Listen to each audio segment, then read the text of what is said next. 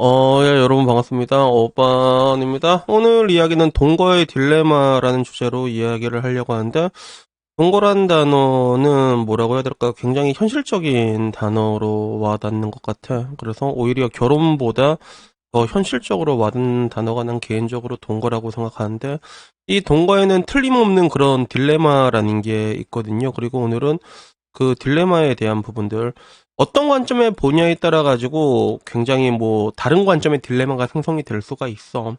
근데 오늘 보는 포인트 같은 경우는 시기에 따른 동거의 딜레마에 대한 이야기를 할 거야. 젊었을 때의 동거와 나이가 들었을 때의 동거 다른 게 있거든. 그리고 굉장히 재밌는 거는 이 두 개가 정말로 이제 뭔가 희비의 쌍곡성처럼 첨예하게 대립되게 되는 부분이 있어. 20대 때의 동거와 30대 때의 동거. 그리고 해당 내용을 내가 블라인드에서 봐가지고 오늘은 이렇게 영상으로 찍게 되었습니다.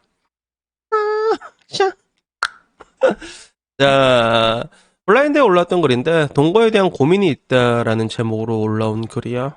굉장히 따끈따끈한 글이지. 3시간밖에 안 된 글이고 9개월 만난 커플이 결혼 전제로 만나고 있다고 합니다. 그리고 2달 정도 전부터 진지하게 남친이 같이 살자고 동거를 하자고 말하는 거야. 그래서 자기는 결혼 전에 동거하는 연애를 생각해 본 적이 없어서 확신이 서질 않고 동거가 분명히 긍정적인 영향도 있지만 부정적인 것도 있지 않냐라고 약간 걱정하는 느낌이지. 그래서 동거할 집은 둘이 모은 돈을 같이 합쳐서 그리고 동거할 집으로 이제 둘이 모은 돈을 같이 합쳐서 집을 구해서 살자고 하는데 이게 가장 고민인 거지. 그래서 솔직하게 말하자면 결혼을 아직 한 것도 아니고 사귀는 것도 아닌데 집에 돈을 묶어서 같이 사는 게 맞나? 약간 뭔가 좀 껄끄러울 것 같다라는 그런 느낌이 드는 거고, 그리고 이렇게 시작한 게 맞을까요? 라고 얘기를 하는 건데, 일단은 내가 보기에 이 사람은 나이가 조금 어린 걸로 추정이 돼. 공과일집을 둘이 모은 돈을 같이 합쳐서 지불을 하자고 하는 이 부분 때문에 그렇고, 그리고 공과하는 연애를 생각해 본 적이 없어서 확신이 서질 않는다라는 부분. 그래서 내가 유추하기에는 약간 좀 이렇게 20대 한 중후반 정도로 내가 보기엔 그 정도로 좀 보이거든. 근데 여기에 대해 가지고 그 시기에 따라서 굉장히 다른 대답이 나올 수가 있어. 첨예하게 다른 대답이. 그래서 일단 사람들의 반응을 보게 되면 일단 첫 번째 아시아나 항공 다니는 누나는 동거 커플이 10이면 한 명 정도 결혼에 성공한다. 남자는 그냥 욕정을 붐붐을 해결하려고 대충 같이 살다가 마음에 안 들면 헤어지세요! 이렇게 하면 땡인데 자연에 이를 게 너무나도 많다라고 얘기하니까 무슨 헛소리냐 여자니라고 얘기하니까 뭐 그런 부분들도 걱정이 되는 게 있다. 이렇게 얘기하는 거야. 그래서 결혼하고 혼인신고 하다가 끝나면 이력에 남으니까 그 전에 간 보는 거 아니냐라고 하더라고. 책임 없는 쾌락. 동거는 그러다가 단물 빠지면 헤어져도 타격 없고 진짜 사랑하면 결혼을 왜 못하냐. 그 전에 맞춰본다고 남자에겐 동거가 너무 좋은 조건이 아니냐. 남자의 90% 이상은 이거임이라고 얘기를 해. 그래서 여기에 대해서 아시아나와 같은 생각이다라는 의견이 있었는데 내가 보기엔 동거로 한번 당한 적이 있는 거지. 아시아나 항공 이 사람 같은 경우는 뭐 당한 적이 있겠지? 그러니까 그렇게 생각하는 거예요. 그리고 두 번째는 그거야. 결혼 날을 잡고 동거하다가 엎어진 경우인데 굳이 왜 먼저 동거를 하냐라는 얘기도 있고 그리고 이 일의 이야기에 대해서 찬성하는 사람의 부류는 없었어. 그래서 내가 금방 들고 와갖고 많은 댓글은 없었지만 근데 내가 본 시점에서는 약간 반대하는 게 되게 많았어. 그래서 뭐 결국에는 모든 리스크를 받을 수 있으면 받는 거고 본인 인생이니까 본인이 책임지면 가는 건데 근데 뭐 아니라고 본다라는 그런 이야기가 줄이었거든. 그래서 나는 이걸 보고 어떤 생각이 들었냐면, 야, 같은 동거인데도 좀 많이 다르다라는 그런 생각이 들었어. 왜냐하면 저는 여러분들한테 어떤 얘기를 해요? 여러분들 절대로 동거하지 말라고 얘기하잖아. 난 절대로 여러분들 동거하지 말라고 얘기하잖아. 그래서 그거를 내가 동거를 해본 적이 있기 때문에 여러분들한테 얘기를 해주는 거야. 그래서 이렇게 얘기하는데, 근데 이 동거의 딜레마라는 게 근데 결국에는 그 시기에 따라서 굉장히 다른 부분이 있는 것 같아. 시기에 따라 가지고. 그래서 저는 지금까지 동거를 정확히 딱 2번 정도 해봤거든요. 2번. 그래서 한 번은 20대 때 해봤고, 한 번 30대 때 해봤는데, 사실상 20대 때 했을 때는 대학교 다닐 때 동거를 했었고, 그리고 30대 때는 이제 비교적 이제 그렇게 오래되지 않고 유튜브 할 때도 있었어. 그래서 그때는 같이 살자고 했는데, 내 개인적인 배려로는 그래도 같이 동거한다라는 이야기를 주기 싫어가지고 그때 그 당시 만나고 있던 여자친구 집에 거의 뭐 30초밖에 안 되는 거리에 조그만 골방 하나 얻어놓고 거기서 이제 왔다 갔다 하면서 자고 그랬단 말이야. 동거처럼 살았지만 동거는 분명히 아니었긴 하지. 어떻게 내 나름대로의 배려였긴 한데, 근데 이런 것들을 하면서 느끼는 게 뭐냐면 젊었을 때의 동거는 분명히 남자들한테 개이득적인 부분들이 있어. 여자가 젊었을 때. 왜냐면 젊었을 때 남자도 젊었을 때는 보면 이게 대가리에 주지밖에 없으니까 씨발 아침 먹고 받고 점심 먹고 받고 저녁 먹고 받고 들어오다가 자기야 뭐 먹고 싶어? 치킨이라면 또 치킨 먹고 또 받고 맨날 하고 야 개꿀이야 개꿀. 그리고 무엇보다도 가장 좋은 게 젊었을 때의 동거는 헤어져도 별로 데미지가 없습니다 여러분. 실제로 헤어져도 데미지가 없다니까 남자 입장에서. 그게 가장 큰 건데, 근데 문제는 이게 30대가 되잖아. 그러면 이게 약간 달라지게 돼. 그래서 20대 때의 동거라고 했을 때는 진짜 철없을 때는 멋없이 멋모르게 하는 것들도 있지만, 근데 이게 30대가 되면 어떤 식으로 동거가 되냐면 여자 쪽에서 먼저 같이 살자는 걸 유도하는 경우가 굉장히 많습니다. 그래서 이유는 되게 현실적인 이유야. 보통 뭐 이제 집도 있고 따로따로 있으면 이게 그냥 반동거식으로 가게 되거든. 너네 집에서 잤다가 우리 집에서 잤다가 이렇게 하다가 자연스럽게 하나로 합시다 이런 식으로 되는데, 나는 그때 얘기하는 게 여러분 절대로 합치지 말라고 내가 얘기했잖아.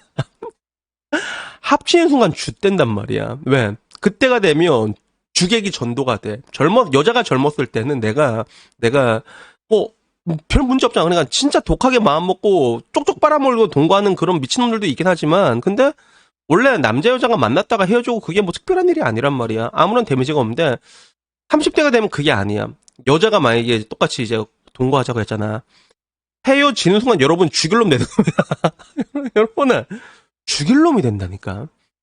그래서 20대 때는 분명히 남자가 그런 게 있지만 30대가 되면 그 아나콘다가 또아리를 틀고 있는 그런 느낌이 이제 여자한테 오는 거야. 그래서 야, 네가 나 이 시기에 네가 이 중요한 시기에 나랑 동거까지 해놓고 날 책임을 안 진다고?